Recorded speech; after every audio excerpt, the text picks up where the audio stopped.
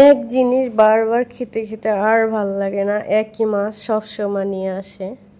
Hello everyone, আসসালামু আলাইকুম সবাইকে। আমার হাজবেন্ড রুই কাতলা ছাড়া মনে হয় যে বাজারে আর কোনো মাছই দেখে না। তার রুই কাতলা এত পছন্দ বলার মতো না। তো আজকে চিন্তা করলাম যে তার যেহেতু রুই কাতলাই পছন্দ, সবসময় রুই কাতলাই আনে, আর আমি তো আমার অত প্রিয় না রুই কাতলা, আমার ভালো লাগে না অত খেতে।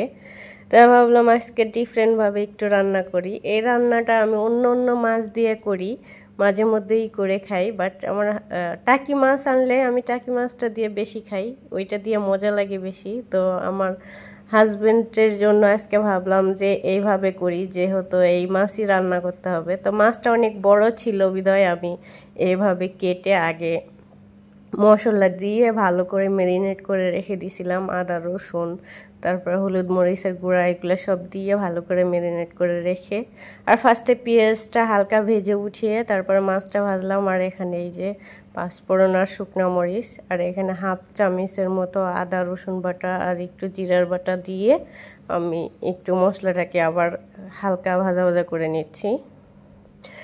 আর ট্রাস্ট মি, এই রান্নাটা এত মজা লাগে, আপনি যে কোনো মাছ দিয়ে আপনারা খেতে পারেন, খুবই ভালো লাগে খেতে।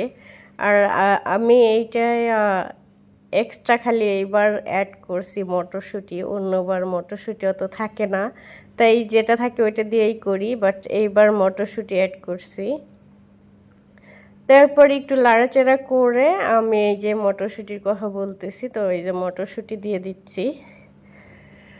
মটরশুঁটি দেওয়ার পরে আমি ক্যাপসিকাম দিয়ে দিচ্ছি। ক্যাপসিকাম ছিল তাই ভাবলাম ক্যাপসিকামটাও দিয়ে দিই, দিয়ে ভালো করে নেড়ে নিচ্ছি।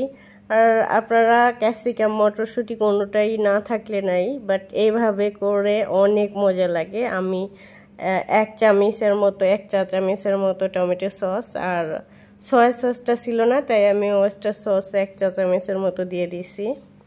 আর দিয়ে এই যে ভালো করে নেড়ে নিচ্ছি।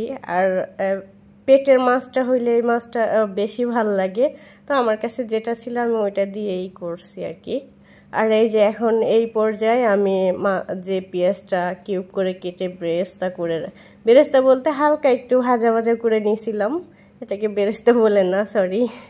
তো এটা হালকা ভেজে মানে কাঁচা ভাবটা দূর হয়ে গেছে, তখন আমি উঠাই ফেলছিলাম আর ঢেলে দিলাম। আর আমার রান্নাটা প্রায় শেষের দিকে এখন, আর নিচে যত লেগে যাবে মাছটা খেতে ততই স্বাদ হবে, পুড়ে না যায়, এটা হলো কথা। তো এই যে দেখেন আমার মাছের ফাইনাল লুক, এটা কাতলা মাছের দো পেঁয়াজা। তা কেমন হইলো বলেন তো। আজ এই পর্যন্ত, আল্লাহ।